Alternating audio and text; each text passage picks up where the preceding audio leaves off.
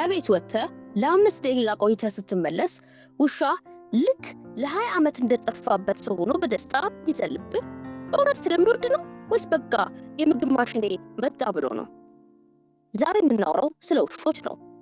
አይ ስለዛ ሰፈር ውስጥ እንደ ፖሊስ ማነህ ብሎ ሰላም ስለሚነሳ የሰፈር ውሻ አይደለም። የምናወራው ስለ ሰው ልጅ ምርጥ ጓደኛና በሰውና በውሻ መካከል ስላለው ጥልቅ እንግዳና አንዳንዴም ግራ የሚያጋባ ትስስር ነው።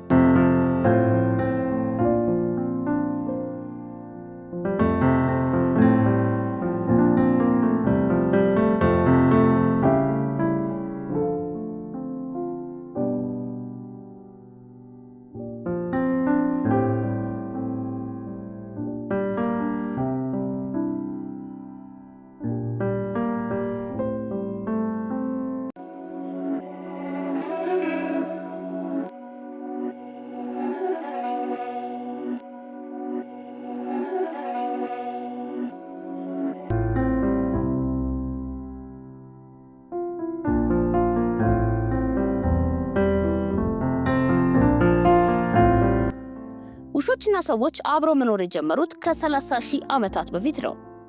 ያኔ ተኩሎች ለምግብ ፍለጋ ወደ ሰው ሰፈር መጠጋት ጀመሩ። ሰዎችም ለጥበቃ ይሁኑን ብለው አስቀሯቸው። ውሻ ማለት ለሰው ልጅ የመጀመሪያው ቴክኖሎጂ ነበር። ነገር ግን ዛሬ ነገሩ ተቀይሯል። ውሾች ዛሬ ልክ እንደ ቤተሰብ አባል፣ እንደ ልጅ፣ አንዳንዴም ከሰው በላይ ሆነው ይታያሉ።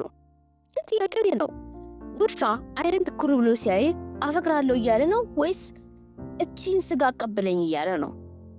ለምንድን ነው አሁን ይሄን ማወቅ ያለብን? ምክንያቱም ዛሬ በዓለማችን ላይ ዶግ ኢኮኖሚ ወይም የውሻ ኢኮኖሚ በቢሊዮን የሚቆጠር ዶላር የሚንቀሳቀስበት ዘርፍ ሆኗል። ሰዎች ለራሳቸው የማይገዙትን ውድ ምግብና ልብስ ለውሾቻቸው ይገዛሉ። በተጨማሪም በዘመናዊ ዓለም የሰው ልጅ የብቸኝነት ስሜት እየጨመረ ሲመጣ ውሾች የቴራፒ ምንጭ ሆነዋል። ዶክተሮች ውሻ ማሳደግ የደም ግፊትን ይቀንሳል፣ ጭንቀትን ያስወግዳል እያሉ ነው።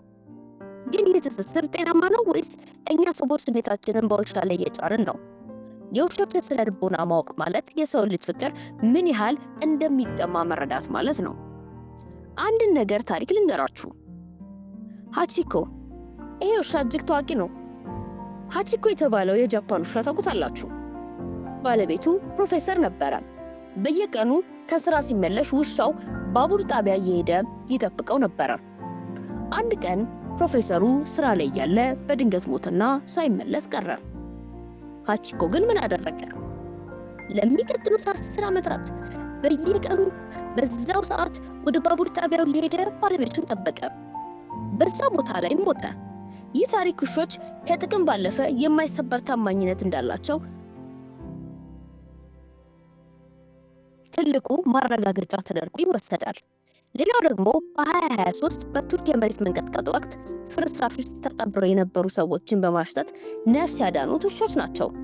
እነሱ ለደሞዝ አይሰሩም፣ ለሽልማትም አልሰሩም፣ ግን ነፍሳቸው ለሰው ልጅ አሳልፈው ይሰጣሉ። ዛሬ በኢንስታግራም ላይ የራሳቸው ገጽ ያላቸው ውሾች ከሰው በላይ ተከታይ አላቸው። ሰዎች የውሻቸውን ቪዲዮ እያዩ ቀኑን ሙሉ አው እያሉ ይውላሉ። በተጨማሪም ሰርቪስ ዶግስ የሚባሉት ውሾች የሚጥል በሽታ ላለባቸው ሰዎች በሽታው ከመነሳቱ በፊት በማሽተት ያስጠነቅቃሉ።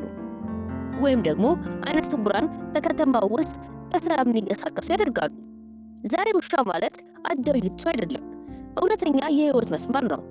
ቴክኖሎጂው ባደገበት በዚህ ዘመን የውሻ አፍንጫ አሁንም ከማንኛውም ማሽን በላይ ውጤታማ ነው።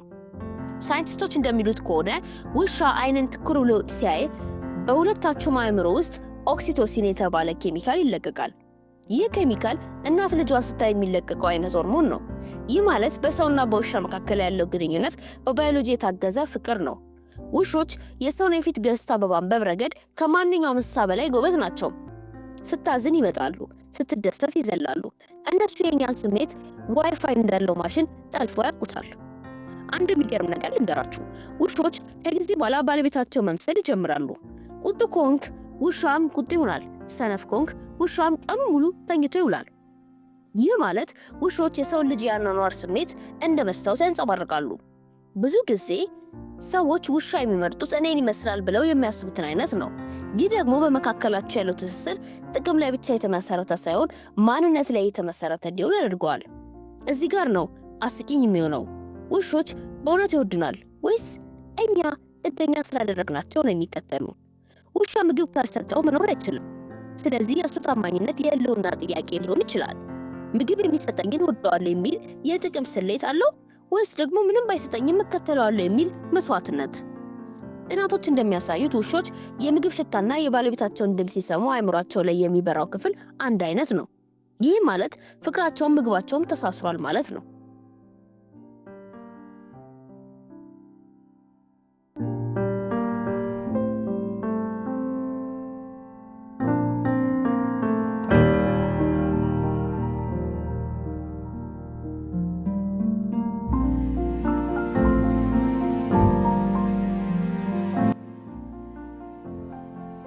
ውሾች በሰዎች ላይ ያመጡት ትልቁ ለውጥ ኃላፊነትን ማስተማራቸው ነው።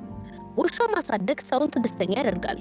በተለይ ለብቻቸው ለሚኖሩ አዛውንቶች ወይም ደግሞ ጭንቀት ላለባቸው ወጣቶች ውሻ ማለት ተስፋ ነው። የሰው ልጅ ፊቱን ሲያዞርብህ ውሻ ግን ጅራቱን ይቆላል የሚባለው አባባል ለብዙዎች እውነት ነው። ነገር ግን አንዳንዴ አታችመንት ኢሹስ ያጋጥማሉ። ባለቤታቸው ሲሄድ የሚታመሙ፣ ቤት የሚያፈርሱ ወይም ደግሞ ማልቀስ የማያቆሙ ውሾች አሉ። ይህ የሚያሳየው ውሾች ከኛ በላይ ለኛ ያላቸው ፍቅር አስጨናቂ ደረጃ ሊደርስ እንደሚችል ነው። እንግዲህ ውሾች የሺህ ዓመታት ታማኝ ጓደኞቻችን ሆነው ቆይተዋል። ሳይንሱም ታሪኩም ስሜቱም ከሚያሳየው ከነሱ ጋር ያለን ትስስር ልዩ መሆኑን ነው። ውሾች በዓለም ዙሪያ በሚሊዮን የሚቆጠሩ ሰዎችን ነፍስ አድነዋል። አንድ የሚገርም ታሪክ ልንገራችሁ። ባርኒ የተባለ በበረዶማ ተራራ ላይ ለብቻው ወድቆ የነበረን ሰው ለ2 ቀናት ያህል በራሱ የሰውነት ሙቀት እንዲሞቅ በማድረግ ከሞት አድኖታል። ውሻው ምግብ ፍለጋ ሄዶ ባለቤቱን ጥሎ ከመሄድ ይልቅ በሞትም አብሬው ሞታለሁ ብሎ በረዶ ላይ አብሮት ተኝቷል። ሌላው ደግሞ ባርባራ የምትባል ውሻ ነች። በቤታቸው ውስጥ ድንገት እሳት ሲነሳ ባለቤቷ ተኝቶ ነበረ። ውሻዋ እሳቱን ስታይ ጮክ ብላ በመጮህና ባለቤቷን በመንከስ ቀስቅሳ ካስወጣች በኋላ እሷ ግን በጭሱ ታፍና ሞታለች። እነዚህ ታሪኮች የሚያሳዩት ውሾች ለሰው ልጅ ያላቸው ፍቅር የመነፍሳዊ ብቻ ሳይሆን እውነተኛ መስዋዕትነት ያለበት መሆኑን ነው። ሰው ለሰው አሳማ ነው በሚባልበት በዚህ ዘመን ውሻ ለሰው ጀግና ሆኖ መገኘቱ የሚገርም ፓራዶክስ ነው። አሁን ደግሞ ወደ ስነ ልቦናው እንመለስ። ውሾች ለኛ ያላቸው ፍቅር አንዳንዴም በሽታ ደረጃ ይደርሳል። ይህ ሴፐሬሽን አንዛይቲ ይባላል። ብዙ ውሾች ባለቤቶቻቸውን ለጥቂት ደቂቃዎች እንኳን ከቤት ሲወጣ ዓለም የተደፋባቸው ይመስላቸዋል። በሩን ይባጭራሉ፣ ዕቃ ያፈርሳሉ፣ ወይም ደግሞ ለሰዓታት ይለቅሳሉ። ግን እንደዚህ ይሆናሉ ምክንያቱም ውሾች ሰውን እንደ አምላክ ነው የሚያዩት። አንተ ለውሻ ምግብ፣ ቅርነትና ፍቅር የምትሰጥ ብቸኛ ምንጩ ነህ። ስለዚህ ስትሄድ ምንጭ እንደደረቀበት ተክል ይረስማሉ። ይህ ደግሞ አታችመንት ኢሹ ይፈጥራል። ውሻ ከአንተ ጋር በጣም ከመጣበቅ የተነሳ የራሱ የሆነ ነፃነት ያጣል። ይህ የሚያሳየው የውሻ ፍቅር ንጹህ ቢሆንም እኛ በፈጠርንበት ጥገኝነት ምክንያት ግን ስቃይ ሊሆንበት እንደሚችል ነው። ብዙ ሰዎች ውሻቸው ሲያዝን አይኑ ላይ እንባ ያያሉ። ሳይንቲስቶች ግን ውሾች በሐዘን አያለቅሱም ይሉ ነበረ። ነገር ግን በ2022 የወጣ አንድ አዲስ ጥናት ላይ ይህን ሀሳብ ቀይሮታል። ውሾች ከባለቤቶቻቸው ጋር ሲገናኙ አይናቸው በእንባ እንደሚሞላ ተረጋግጧል። ይህ እንባ ደግሞ ደስታ ሲሰማቸው የሚመጣ ነው። ይህ ማለት ውሾች የሰው ልጅ ስሜት የሚረዱት በጆሮአቸው ብቻ ሳይሆን በልባቸውም ጭምር ነው። ውሻ አጠገብ መጥቶ ጭንቅላቱን እግር ላይ ሲያስቀምጥ አይዞ እኔ ያለሁልህ እያለ ነው። ይህ ደግሞ ከጥቅም ያለፈ ንግግር የማይፈልግ የነፍስ ግንኙነት ነው። በኢትዮጵያ አባባል የልብ ያውቃል እንደሚባለው ውሻ ያንተን ጭንቀት ካንተ በላይ ሊያውቀው ይችላል። በሰው ልጅ ላይ ውሾች የሚያሳድሩት ተጽዕኖ እጅግ ግዙፍ ነው። ብዙ ሰዎች ከሰው ጋር መግባባት ሲያቅታቸው ከውሻ ጋር መግባባት ይቀላቸዋል። ውሻ አይፈርድብህም፣ አያማም ወይም ደግሞ ለምን እንዲያደረግ ብሎ አይጠይቅም። በቃ ባለበት ሁኔታ ይቀበልሃል ይላሉ። ይህ ደግሞ ለሰዎች ትልቅ የአእምሮ ረፍት ይሰጣል። በተለይ በጦርነት ወይም በከባድ አደጋ ውስጥ ያሉ ወታደሮች ፒቲኤስዲ ያለባቸው ማለት ነው ከውሾች ጋር በመሆን ጤናቸው ሲመለስ ይታያል። ውሻ ሰውን ሰው እንዲሆን ያደርገዋል። ነገር ግን አደጋው እዚህ ጋር ነው። ሰዎች በውሻ ፍቅር ተጠምደው ከሰው ልጅ ጋር ያላቸው ግንኙነት ችላ ሊሉ ይችላሉ። ከሰው ውሻ ይሻላል የሚለው ማባባል እየበዛ መምጣቱ የሰው ልጅ እርስ በርስ ያለውን መተማመን ማጣቱን ያሳያል። ብዙዎቻችሁ ውሾቻችሁ እንደ ጓደኛችሁ ታወሩታላችሁ። ዛሬ ደግሞ ያር ስትለው እሱም አንገቱን ዘመም አድርጎ ሲሰማ እየገባው ነው ብለህ ታምናለህ። ሳይንሱ ምን ይላል? ውሾች የቃላትን ትርጉም ብቻ ሳይሆን የድምፅህነትን በሚገባ ይረዱታል። አንድ ጥናት እንደሚያሳየው ውሾች ከ150 የሚደርሱ ቃላት የመለየት አቅም አላቸው። ነገር ግን ዋነኛው ጥበባቸው የአንተን የሰውነት ቋንቋ ቦዲ ላንጉጅ ማንበባቸው ነው። አንተ ጫማን ስታስር ሊያስወጣኝ ነው ብሎ ደጃፍ የሚቆመው ወይም ደግሞ ቁርስ ስትይዝ የሚደሰተው የአንተን የኑሮ ዘይቤ በቃላቸው ስላጠኑት ነው።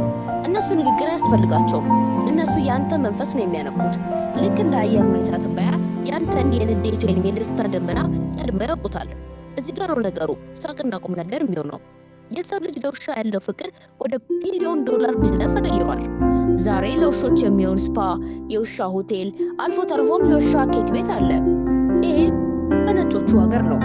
ሰዎች ለራሳቸው ቁርስ ሳይበሉ ለውሾቻቸው ኦርጋኒክ ስጋ ይገዛሉ። ለምን እንደዚህ ያደርጋሉ? ምክንያቱም ውሾች የሰጡን ያለምንም ቅድመ ሁኔታ ፍቅር ነው።